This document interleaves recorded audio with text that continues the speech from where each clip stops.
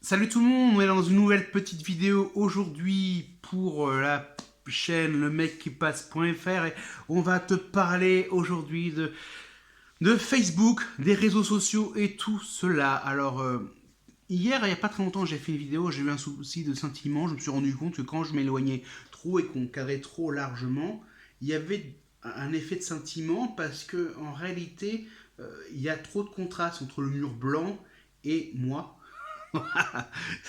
C'est assez raciste quand même, hein, ce problème de sentiment, qui fait que finalement on ne peut pas être comment ça s'appelle, proportion de l'image. Regardez. Si je m'éloigne encore, il y aura du sentiment. Alors que si je représente à peu près 3 quarts ou pratiquement 50% du cadrage, le sentiment disparaît.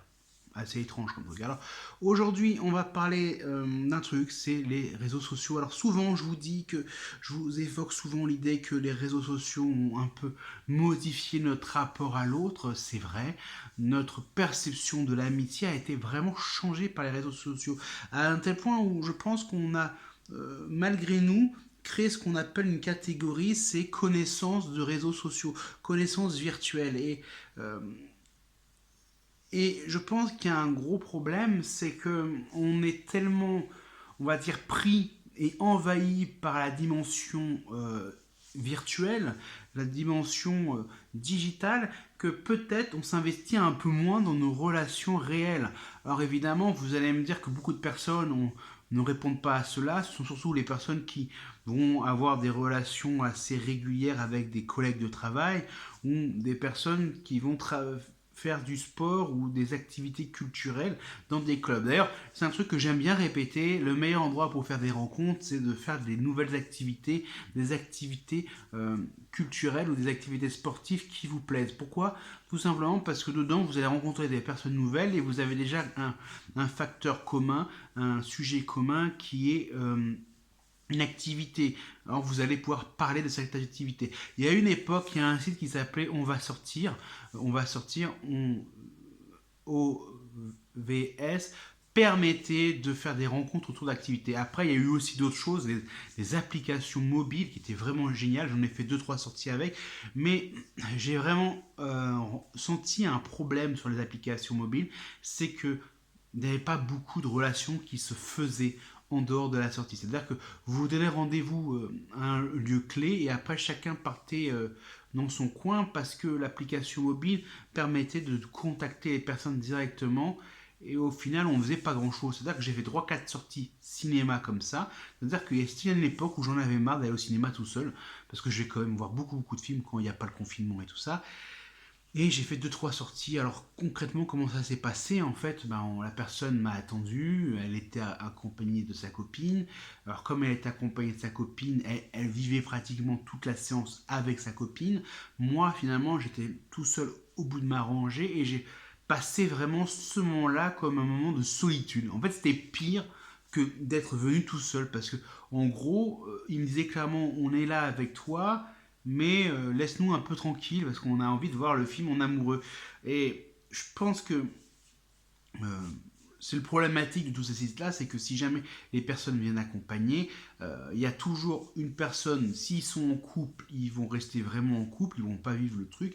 Alors il faut vraiment avoir des sorties spécialisées en sortie de couple, ou alors si la personne vient avec son meilleur ami et que le meilleur ami est dominant par rapport à l'autre, c'est lui qui va prendre l'ascendance sur l'autre et qui va briller dans le groupe, alors que si inversement c'est vous, votre pote va vous suivre en ayant l'impression d'être une pièce rapportée.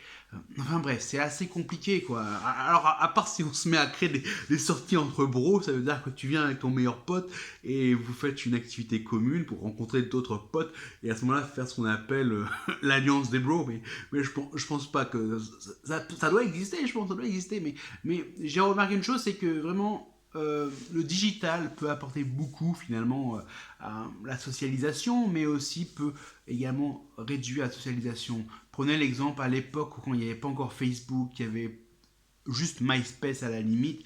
Mais MySpace, il y avait un côté de mise en relation de l'artiste avec le public. C'est-à-dire que on pouvait discuter avec lui par mail, il nous montrait son travail, mais c'était une sorte de grand artwork pour les artistes avec un échange direct. Alors le concept est extrêmement bien parce que c'était un moyen de réunir tous les artistes musicaux. Après il y a eu les vidéastes qui sont arrivés sur MySpace.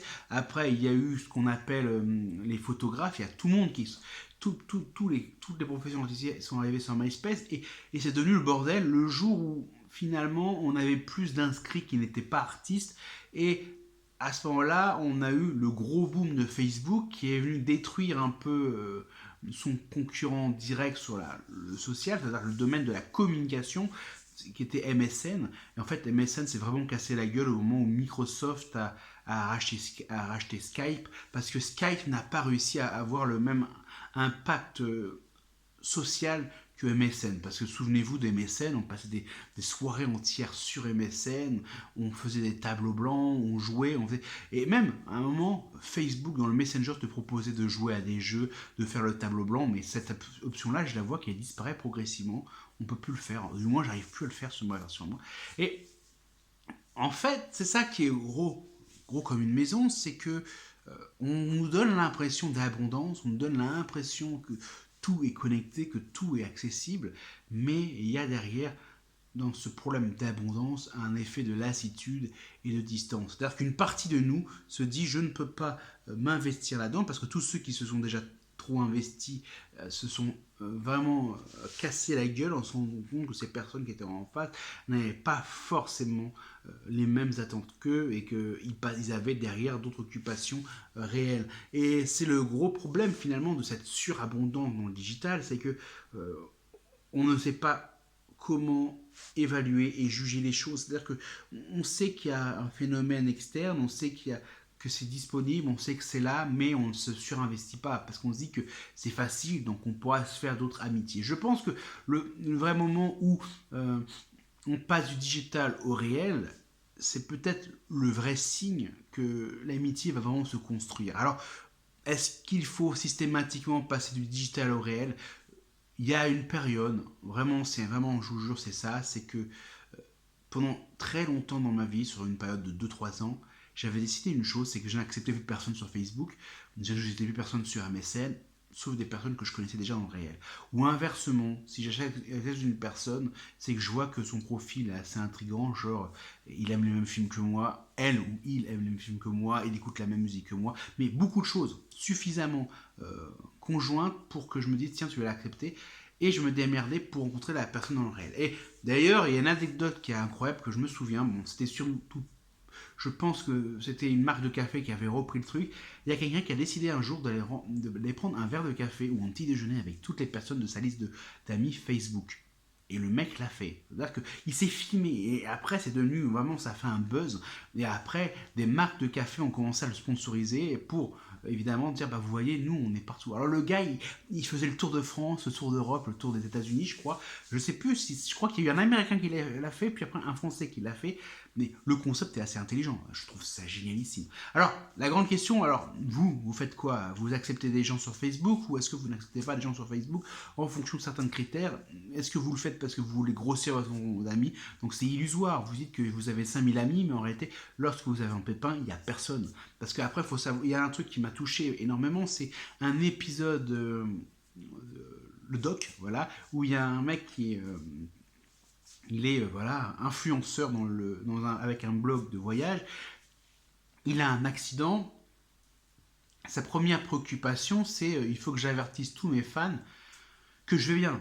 Et il se rend compte au final qu'aucun fan n'est venu prendre de ses nouvelles à l'accueil de l'hôpital. Et il se rend compte qu'il est vraiment seul. Et c'est ça qui est dangereux, c'est que d'un côté, on est obligé de se protéger, de se blinder, et de d'autres, comme on se blinde et on se protège, on met peut-être des barrières à des vraies histoires d'amitié qui pourraient naître de ces réseaux sociaux. Voilà, c'était Julien du blog lemecquipasse.fr. N'hésitez pas à lâcher un commentaire. Prenez soin de vous et ciao ciao.